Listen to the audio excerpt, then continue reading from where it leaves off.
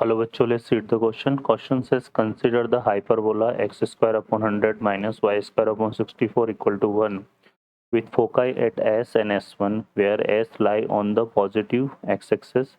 Let P be a point on the hyperbola in the first quadrant. Let angle S be S1 equal to alpha, alpha less than pi by 2. The straight line passing through the point S and having the same slope as that of the tangent at P to the hyperbola intersect the straight line S1P at P1. Let delta be the distance of P from the straight line as P1 and beta equal to S1P, then the greatest integral value less than or equal to beta delta upon 9 S1 alpha sin alpha by 2 is equal to. Solve करते हैं question को. इस question के लिए जो की concept है वो देख लेते हैं यहाँ पर हम. की कॉन्सेप्ट तो हमें एक रिजल्ट पता है हाइपरबोला के रेस्पेक्ट में कि product of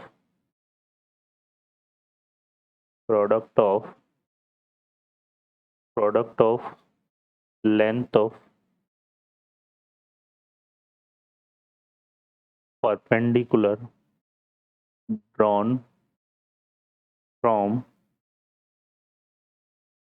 foci of hyperbola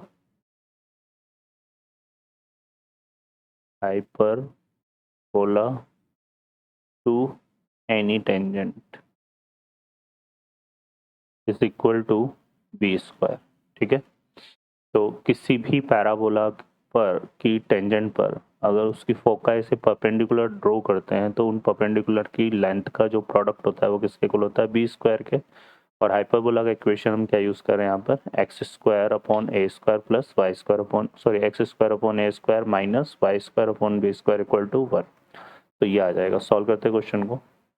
अब इस क्वेश्चन में हमें देखें यहाँ पर ये वाला हाइपरबोला दिया हुआ है, तो हम इसको ड्रॉ कर लेते हैं पहले हाइपरबोला को यहाँ पे.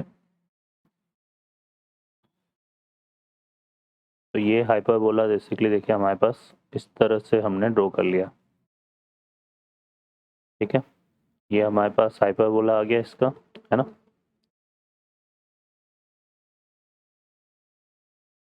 ये हमने हाइपरबोला को यहाँ पे ड्रॉ कर लिया. ठीक है, अब लेट्स अगर बात कर लेते हैं तो इसकी फोकाई क्या है हमारे पास, एक तो पॉजिटिव ऑन एक्स एक्सिस पर तो एक्स है और ये क्या है यहाँ पर S1 है. ठीक है, अब ये क्या बोल रहा है, इन द फर्स्ट क्वाड्रेंट, है ना. और let P be a point on the hyperbola, और यहाँ पर हमने एक P पॉइंट ले लिया हाइपरबोला पर. ठीक है, अब straight line passing through the point S and having the same slope और टेंजेंट एट P. तो P पर अपने को एक टेंजेंट ड्रॉ करनी है हाइपरबोला के रिगार्डिंग, तो ये हमने इसके एक टेंजेंट ड्रॉ कर दी यहाँ पर. देखिए, ठीक है, क्लियर है. ये हमने इसकी क्या ड्रॉ कर दी, एक टेंजेंट इस पॉइंट पर, P पॉइंट पर. ठीक है, तो ये P पॉइंट पर टेंजेंट ड्रॉ कर दी हमने इसमें. अब ये क्या हो रहा है, इंटरसेक्ट स्ट्रेट. अब यहाँ पर देखो, the straight line passing through the point S and having the same slope as of the tangent at P. तो हमने एक स्ट्रेट लाइन ड्रॉ करनी है किससे, from the point S and having the same slope as of the tangent at P to the hyperbola. ठीक है, तो यहाँ पर एक लाइन अपने को ड्रॉ करनी है किससे, S से, जिसकी स्लोप इस टेंजेंट के पैरेलल है. तो यहाँ पर हमें सिंपली इस टेंजेंट के पैरेलल एक लाइन ड्रॉ करनी है जो किससे पास हो रही है, पॉइंट S से. ठीक है, तो ये हमने इसके पैरेलल यहाँ पे ड्रॉ कर दी लाइन. ठीक है, अब इसको देखिए हम यहाँ से इसको ज्वाइन कर लेते हैं इस तरह से. ठीक है, तो फर्दर देखो यहाँ पर, अब इसमें क्या बोला है, intersect the straight line S1P at P1. S1P की बात करें तो ये S1P को अगर हम देखेंगे तो इस P को हमने किससे ज्वाइन कर दिया, S1 से. और इसको अगर हम आगे प्रोसीड करते हैं, इस S1P को अगर हम आगे प्रोसीड करते हैं, ठीक है, तो ये क्या हो रहा है, ये हो गया हमारे पास straight line S1P at P1. ठीक है, तो यहाँ पे the straight line passing through the point S and having the same slope and to the hyperbola intersect the straight line S1P at P1. तो इसको आगे अगर हम प्रोसीड करते हैं, इसको थोड़ा सा बढ़ा देते हैं, और इसको अगर हम आगे प्रोसीड करते हैं तो ये इसको कहाँ मीट कर रही है, P1 पर. ठीक है, तो ये पॉइंट हमारा कौन सा हो जाएगा, P1। ठीक है, तो ये आ गया हमारे पास, कौन सा पॉइंट आ गया, ये P1 आ गया। क्लियर है। अब क्वेश्चन में देखें यहाँ पर क्या है फर्दर, इसमें बोला हुआ है कि SP/S1, SP/S1 ये एंगल अल्फा है। ठीक है, और हमें ये पता है कि हम यहाँ पर देखो SP/S1 अगर एंगल अल्फा है, तो अगर हम इससे इससे अगर यहाँ पर कोई परपेंडिकुलर ड्रॉ करें, तो वो परपेंडिकुलर क्या करेगा, इसको दो इक्वल पार्ट में डिवाइड कर देगा, किसके, इसके बिटवीन एंगल को, बिटवीन एंगल को क्या करेगा, दो इक्वल पार्ट में डिवाइड कर देगा। ठीक है, तो यहाँ से हम लेट्स परपेंडिकुलर ले लेते हैं इसमें, तो ये आ जाएगा हमारे पास, ये हमने परपेंडिकुलर ड्रॉ किया। ठीक है, तो ये एंगल हमारा कितना हो जाएगा, ये और ये एंगल हमारा हो जाएगा α/2। ठीक है, ये भी एंगल α/2 हो गया। इसी तरह से अगर हम देखेंगे तो यहाँ पर अगर हम देखेंगे, ठीक है ना, तो यहाँ पर भी जो है इसको S1 को अगर हम इससे मिला दें, है ना, ये टेंजेंट पर एक परपेंडिकुलर ड्रॉ हमने यहाँ कर दिया। ठीक है, ये परपेंडिकुलर हमने यहाँ ड्रॉ कर दिया। ठीक है, तो ये एंगल भी हमारा यहाँ पर हमने परपेंडिकुलर ड्रॉ कर दिया। एक सेकेंड, इसको हम थोड़ा सा ऐसे ले लेते हैं, ये हमारा, एक सेकेंड, ये आ जाएगा, ये तो हमारे पास S और S1 से पास होने वाली लाइन हो गई। ये हमने इसको परपेंडिकुलर ड्रॉ करा, तो यहाँ कितना हो गया, 90 डिग्री। ठीक है ना, और यहाँ से अगर हम देखेंगे तो ये जो लाइन है, ये जो टेंजेंट है, ये ज्वाइन ऑफ S1P और इसको जो है एंगल को ये डिवाइड करेगी ना, तो ये बनेगा हमारा α/2, और ऐसे ही इधर बन जाएगा हमारा क्या, α/2। ठीक है, तो ये आ जाएगा हमारे पास। अब ये α/2 है। अब यहाँ से देखो S1 की जो P से डिस्टेंस है SP1, है ना, ठीक है, and beta equal to S1P ये दिया हुआ है। तो S1 की P से जो डिस्टेंस है यहाँ पर हमारे पास, S1 की P से डिस्टेंस कितनी है, beta.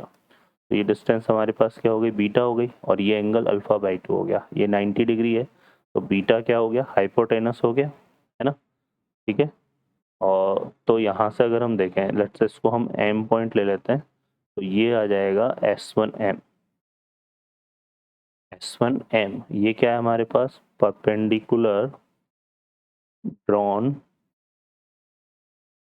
From perpendicular drawn from focus to parabola। ये कितना आ जाएगा, देखो यहाँ से ये आ रहा है बीटा, है ना, और ये हो जाएगा बीटा sin α/2।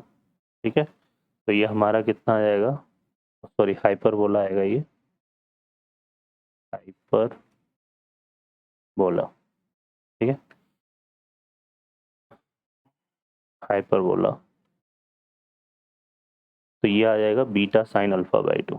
ठीक है, और एक जो है हमने इस फोकस से इस पर परपेंडिकुलर ड्रॉ किया है ना, तो SP बन रहा है, और ये जो SP है, S की P से डिस्टेंस की अगर हम बात करें, let delta be the distance free from the straight line SP1, है ना, तो ये हमारे पास कितना आ जाएगा, देखो इससे इस पर हमें परपेंडिकुलर ड्रॉ किया ना, तो ये आ रहा है हमारे पास डेल्टा। ठीक है, तो ये आ जाएगा, ये भी हमारे पास length of perpendicular draw from focus है ना, P से जो है S से हमने ड्रॉ किया है ना, तो ये कितना आ रहा है, डेल्टा आ रहा है। ठीक है, ये आ रहा है डेल्टा। ठीक है, अब हम इस कॉन्सेप्ट का यूज़ करेंगे यहाँ पर, तो ये दोनों क्या है, परपेंडिकुलर ड्रॉन फ्रॉम टेंजेंट है, तो इनका जो प्रोडक्ट होगा, यहाँ से अगर हम देखें डेल्टा बीटा साइन α/2, ये क्या बना, product of perpendicular drawn from focus, तो ये किसके इक्वल आएगा, B² के इक्वल। ठीक है, अब यहाँ से अगर हम देखेंगे तो B² की वैल्यू क्या है हमारे पास, इस पैराबोला में 64 है, तो ये आ जाएगा हमारे पास इक्वल टू कितना, 64।